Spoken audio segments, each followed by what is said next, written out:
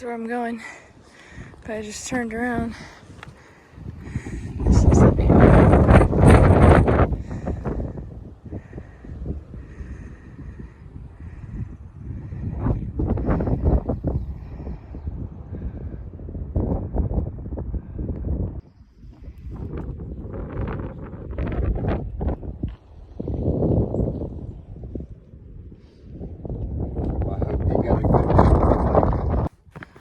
Mountains out here are tricky.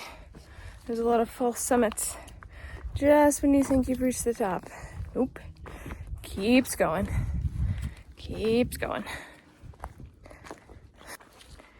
Here I am, granny shuffling it down the mountain. Another hiker just came running by me. He almost tripped though, so maybe not the best idea. Although he's long gone now. I can't even see him.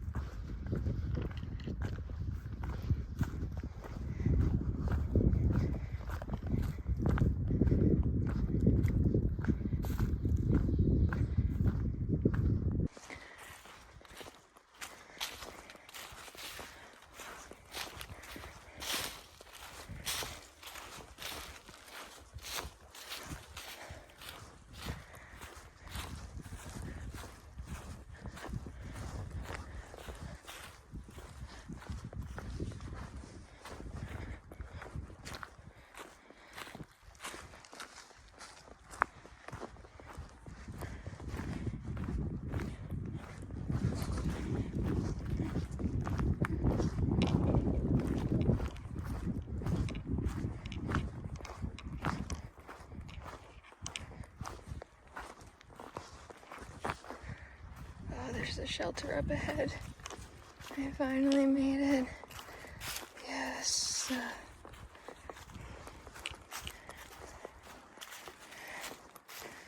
It's been an exhausting day. Over 16 miles. Longest day yet.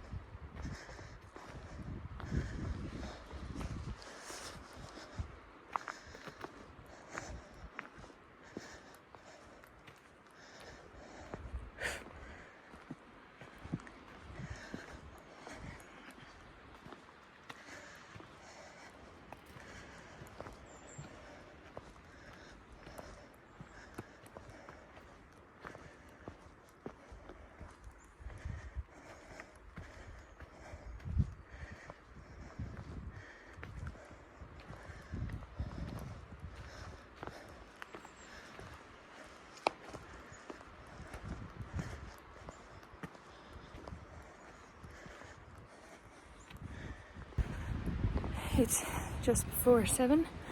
Packed up everything to get up Klingman's Dome. Obviously not going to catch the sunrise since it's already up.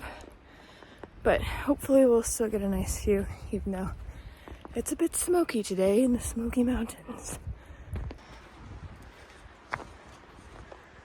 Come with me and you'll be in a world of pure imagination. What you'll see will defy explanation.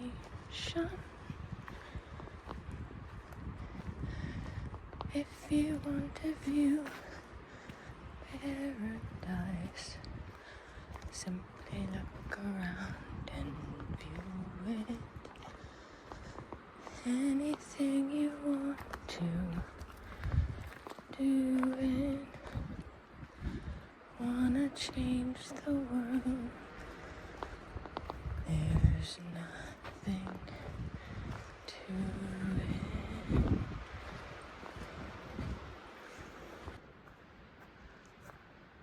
Clingman's Dome, 2.2 miles.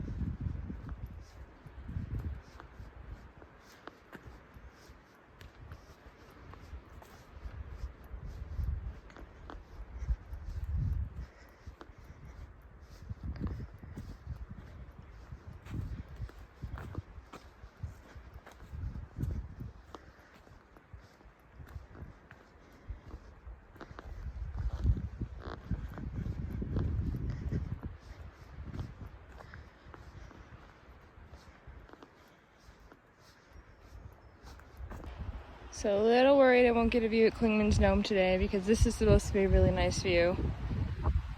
And obviously, it's just fog. At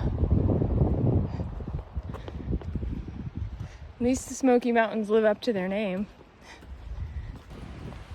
Alright y'all, so I'm about half a mile from the summit of Clingman's Dome. A little bit closer than that. And I figured right now would be a good time to give you all a fake history lesson on its origins. So Clingman's Dome is named for Edmund Clingman.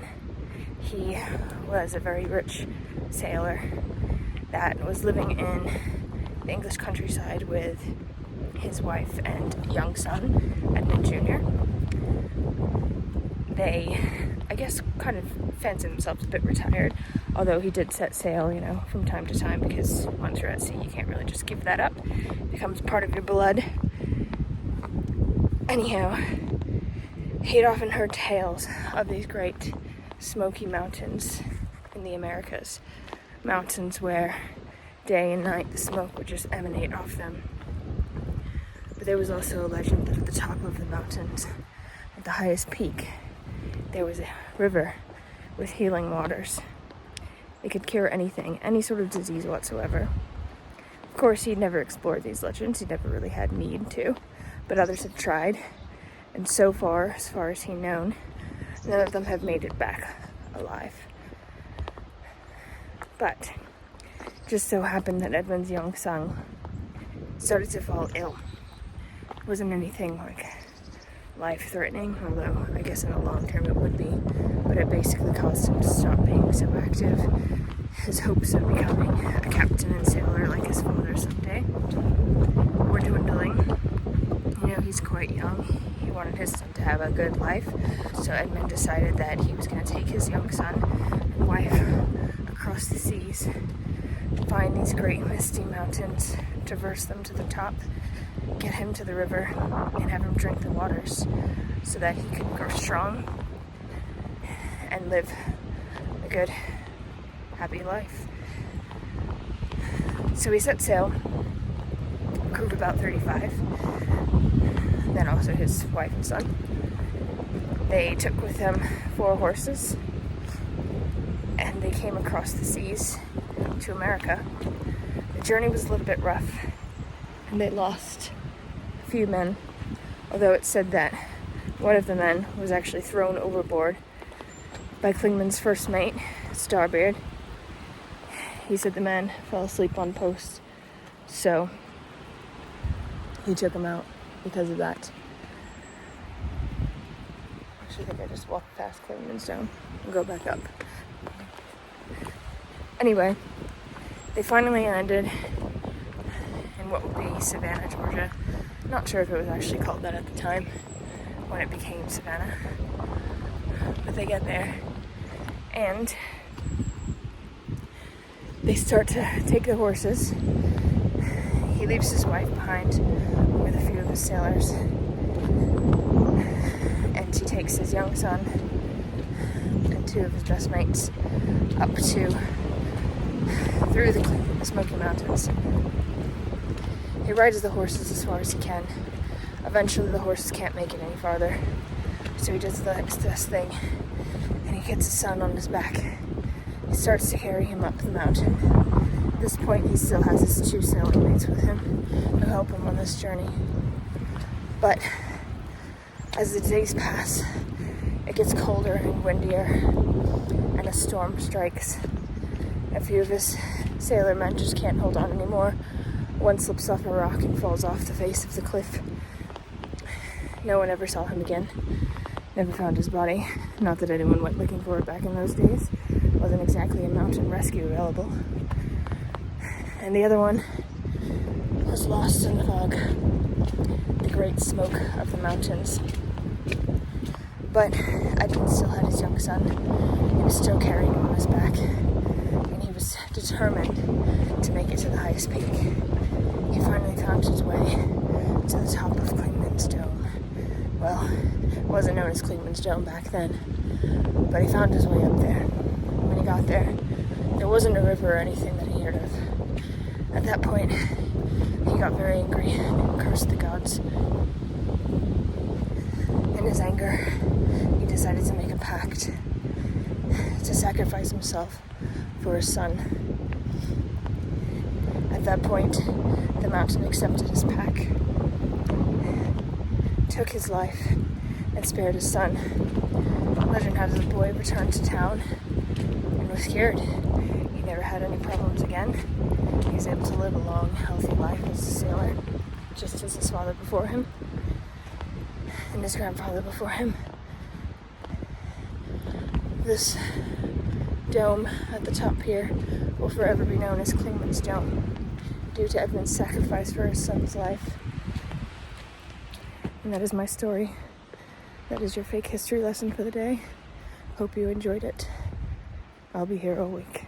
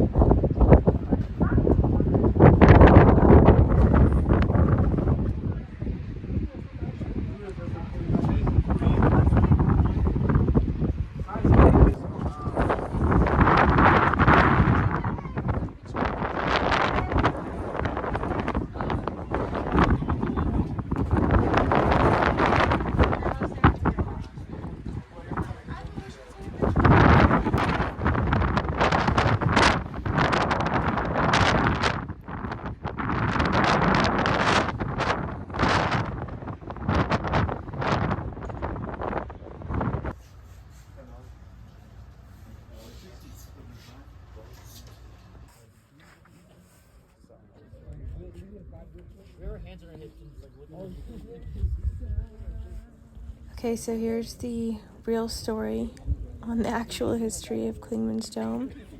And I gotta say, I am actually kind of surprised that I was sort of close to being correct. Magic River versus Magic Lake that makes you well again? Yeah, pretty good on my end. But yeah, if anyone wants to see the real history, there it is there. Whoa!